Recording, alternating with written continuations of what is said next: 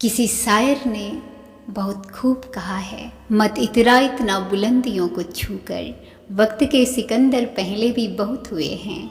जहाँ होते थे कभी शहंशाह के महल बने, वहाँ अब उनके मकबरे बने हुए हैं।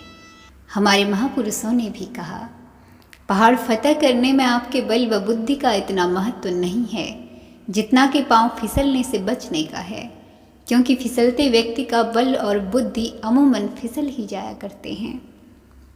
दोस्तों, किसी भी प्रकार का घमंड, चाहे सत्ता का घमंड हो, दौलत का घमंड हो, शोहरत का हो, शरीर का हो, बल का हो, बुद्धि का हो, घमंड अच्छा नहीं होता। दोस्तों, यदि आप अपने साहस, बल, बुद्धि द्वारा जीवन में कुछ हासिल करते हैं तो उसका घमंड कभी भी ना करें। किसी को नीचा ना दिखाएं, अपमानित ना करें।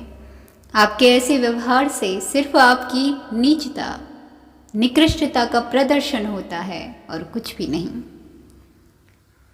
दोस्तों, आपने अक्सर कुछ लोगों को यह कहते हुए सुना होगा कि हमारे पास इतनी ज़मीन है, जायदाद है, इतनी शोहरत है, प्रसिद्धि है, तुम्हारे पास क्या है, तुम्हारी औकात क्या है।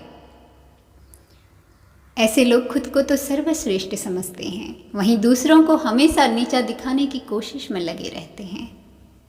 मैं ऐसे लोगों को एक बात कहना चाहूँगी, आप सिकंदर के जीवन से कुछ सीख ग्रहण करें।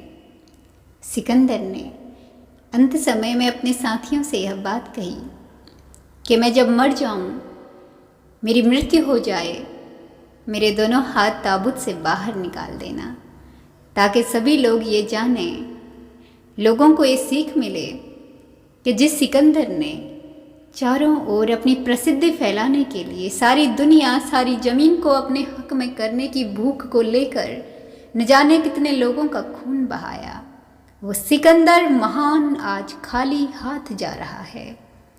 न वो ज़मीन उसके साथ जा रही है और न ही वो प्रसिद्धि।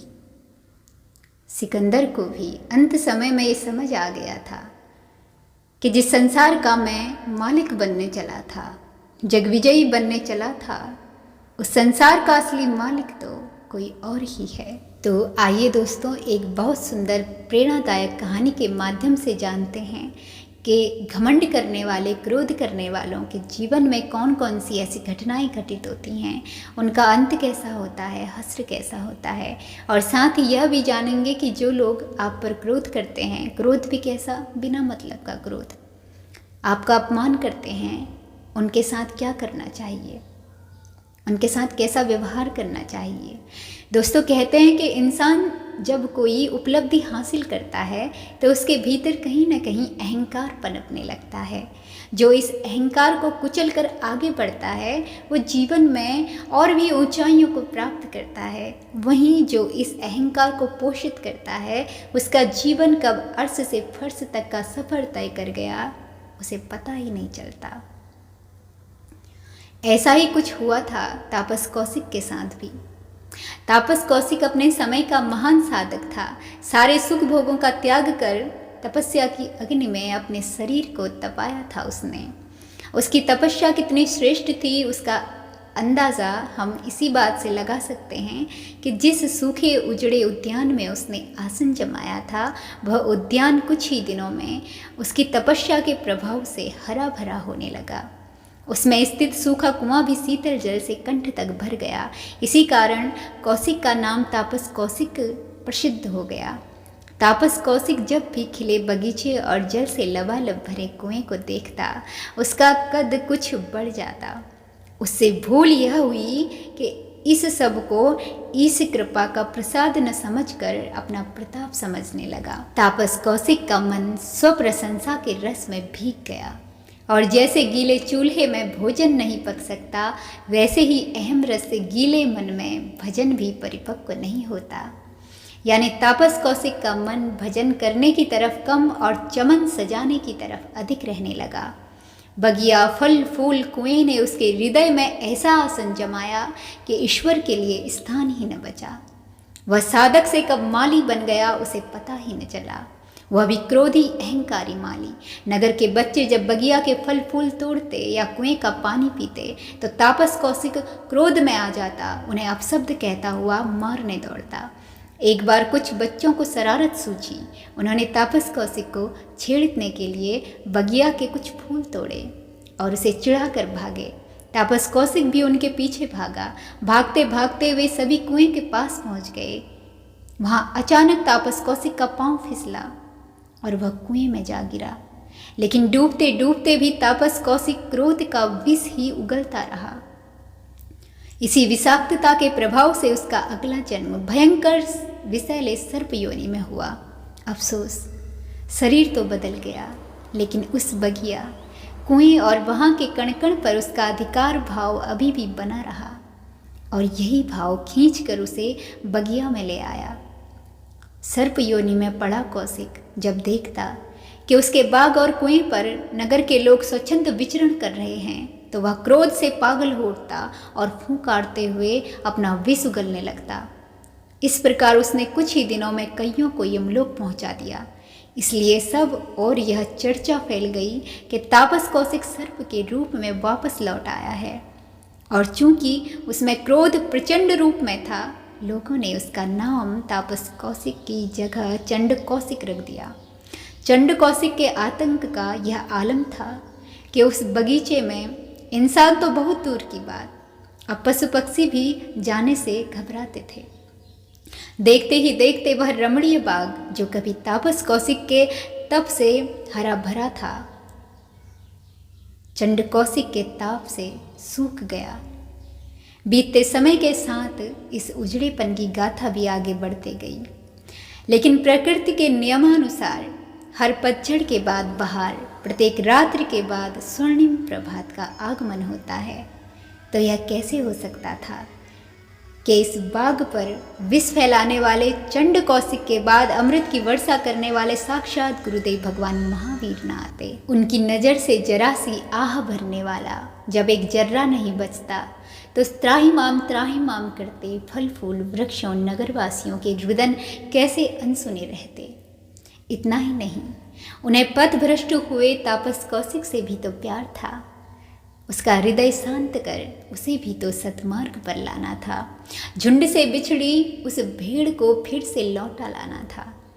इसलिए उस समय के पूर्ण गुरुदेव भगवान महावीर उस बगिया की तरफ बढ़ चले। लेकिन जब नगरवासियों को पता चला कि भगवान महावीर उनके क्षेत्र में आ पहुँचे हैं और चंड कौशिक की बगिया में प्रवेश की अभिलाषा रखते हैं, तो सभी ने एक साथ भगवान महावीर से निवेदन किया कि हे प्रभु, आप पूरे नगर में कहीं भी ध्यान समाधि लगा लें, लेकिन चंड कौशिक के भ्रमण क्षेत्र में नहीं। यह सुनकर भगवान महावीर मुस्कुरा दिए। उनकी इस मुस्कुराहट में प्रार्थनाकर्ताओं के प्रति सम्मान व आभार का भाव था, पर साथ ही अपने निर्णय में अडिग रहने की झलक भी थी। इसलिए इससे पहले के नगरवासी कुछ और कहते, उन्हें भगवान महावीर बगिया में प्रवेश करते दिखाई दिए। प्रभु महावीर के बगिया में प्रवेश करते ही वहाँ की पवन सुगंधित हो उठी। तृण तृण खिलने को उत्सुक हो गया। पक्षी जिस बगिया की राह भूल चुके थे, वो भी उस ओर उड़ चले। चंड कौशिक को भी लगा कि जैसे कोई उसे बिल से बाहर धकेल रहा हो। उसे गंध आने लगी, लेकिन यह गंध कुछ भिन्न थी। यह साधारण नहीं, दैवीय गंध थी। बिल से बाहर झांकते ही चंड कौशिक की नज़र पीपल वृक्ष के पास खड़े भगवान महावीर पर पड़ी। वह अवाक रह गया। आज पहली बार उसने अपने बगीचे में मनुष्य को यूं भय से परे देखा था। उसे लगा यह जरूर कोई नवांगतुक है, मेरे विषय में ज्ञान नहीं है इसे, तभी तो इस तरह निर्भय होकर खड़ा है। मुझे इसे अपने विष का प्रभाव दिखाना ही पड़ेगा। यही सोचकर चंड कौशिक महावीर जी के सामने जाकर खड़ा हो गया। लेकिन महावीर स्वामी जी पहले की ही तरह शांत खड़े रहे। अब चंड कौशिक का क्रोध अंगड़ाइयाँ ले उठा और उसने फन उठाकर एक बार जोर से फुंकारा। महावीर जी के मुखमंडल पर अब भी कोई प्रतिक्रिया नहीं दिखी। यह देख चंड कौशिक को अपना अपमान महसूस हुआ, क्योंकि उसकी फुंकार से तो मानो साक्षात यमराज भी डरता था। इसलिए अब चंड कौशिक ने पूरे बल से फुंकार भरी, जिसे सुन बाग के प्रत्येक वृक्ष से पक्षियों के झुंड उड़ चले। परंतु महावीर जी तब भी स्थिर रहे। चंड कौशिक के लिए यह असहनीय था। उसके क्रोध का कोई पारावार न रहा। इसी क्रोधावेग में चंड कौशिक ने अपना फन उठाया और जहरीले से भी जहरीला बनकर भगवान महावीर के चरणों पर जोरदार दंश मार दिया। महावीर जी की मृत्यु निश्चित मान चंड कौशिक ने अहम में भरकर जब अपना फन ऊपर उठाया तो दंग रह गया, क्योंकि सामने विराजमान विभूति अब भी अकंपित व स्थिर थी। चंड कौशिक सोचने लगा कि यह कैसे हो सकता है। मुझ विषधर चंड कौशिक का डसना तो आज तक पानी भी नहीं मांग पाया, फिर यह इतना शांत और सहज कैसे। इस बार तो मैंने अपना सबसे अधिक तीखा व जोरदार दंश मारा था। कहीं ऐसा तो नहीं कि मेरा निशाना चूक गया हो, इसके पांव पर दंश लगा ही न हो। यह सोचकर चंड कौशिक महावीर जी के थोड़ा और निकट गया। उनके पवित्र चरणों को देखा तो देखता ही रह गया। महावीर जी के पैरों से रक्त नहीं, दूध बह रहा था। जैन शास्त्रों में दूध एक अलंकार के रूप में प्रयोग किया गया है, जो भगवान महावीर की करुणा, दया व प्रेम का प्रतीक है। आश्चर्य! जैसे ही चंड कौशिक ने महावीर जी के मुखमंडल की ओर देखा, तब तो हुआ उसे महा आश्चर्य। महावीर जी के होठों पर मंद मंद मुस्कान तैर रही थी और उनके पूरे शरीर से प्रकाश प्रस्फुटित हो रहा था। अब अत्यंत ममता भरे दिव्य नेत्रों से मानो भगवान संवाद करने लगे। हे चंड कौशिक, मुझे तुम्हारा प्रणाम स्वीकार हुआ। वत्स, चिंतित न हो कि तुमने मुझे विष भेंट किया। इसमें तुम्हारा कोई दोष नहीं, क्योंकि जो तुम्हारे पास होगा तुम वही तो दोगे। और देखो, प्रसाद स्वरूप मैं तुम्हें दूध दे रहा हूँ, क्योंकि देने के लिए मेरे पास करुणा व प्रेम रूपी दूध ही है। आओ, आज हम दोनों एक खरा सौदा कर लें। तुम अपना सब कुछ मुझे दे दो और मेरा तुम ले लो। अर्थात क्रोध के बदले शांति, क्रूरता के बदले दया। अपना सारा विष, क्रोध एवं अशांति मुझे दे दो और मुझसे अमृत रस ले लो। भगवान महावीर जी द्वारा चंड कौशिक को आंखों ही आंखों में कहे गए ये शब्द उसे भीतर तक भिगो गए। उसके पूर्व जन्म की स्मृतियां उसकी आंखों के समक्ष चित्र बनकर घूम गई। कैसे अर्श से फर्श और फर्श से खाई तक का सफर तय किया था उसने, उसे सब स्मरण हो आया। यह सब याद कर उसका हृदय यूं तार तार हुआ, मानो जैसे कांटों में फंसी चुनरी को झटका देकर जोर से खींच लिया गया हो। उसकी वेदना प्रार्थना के रूप में प्रकट हुई। हे प्रभु, यह मैंने क्या किया? कैसे सफ़र का पथिक बन बैठा, जिसकी कोई मंजिल ही नहीं, बस चलना, थकना, भटकना। हृदय की हांडी में अमृत रस भरना था मुझे, और मैं विष सहेजता रह गया। यह मुझसे कैसा पाप हो गया प्रभु। अब तो मैं क्षमा का भी अधिकारी नहीं हूँ। हे प्रभु, दंड मुझे दंड दो। चंड कौशिक के भीतर बने विष के पर्वत पिघलकर अश्रु के रूप में गिरने लगे। भगवान महावीर स्वामी आंखों ही आंखों से बोले, हे चंड कौशिक, क्या यह दंड कम है कि तुम तापस कौशिक के शिखर से चंड कौशिक तक की खाई में जा गिरे, महान साधक से विषैले सर्प बन रेंगते रहे। मेरे न्याय में तो अब तुम्हारे लिए सिवाय क्षमा, दया और प्रेम के अब कुछ भी नहीं है। लेकिन हाँ, जो खरा सौदा कर तुमने दया, क्षमा, शील, संतोष मुझसे लिए हैं, अब तुम्हें उनका व्यापार करना होगा। तुम्हारे सारे विकार मैं अपने साथ लिए जा रहा हूँ। इस योनि से शीघ्र ही मुक्त हो तुम्हें अपनी अधूरी छोड़ी आध्यात्मिक यात्रा फिर से प्रारंभ करनी होगी। चंड कौशिक की आंखें तब तक महावीर जी का पीछा करती रही जब तक कि वो आंखों से ओझल न हो गए। फिर चंड कौशिक पलटा और अपने बिल में केवल अपना फन डालकर बाकी धड़ बाहर छोड़ दिया। कुछ दिनों बाद नगरवासियों ने साहस जुटाया और बगीचे के अंदर झांक कर देखा। चंड कौशिक को यूं निस्पंद पड़ा देख उन्हें लगा कि वह मर गया है।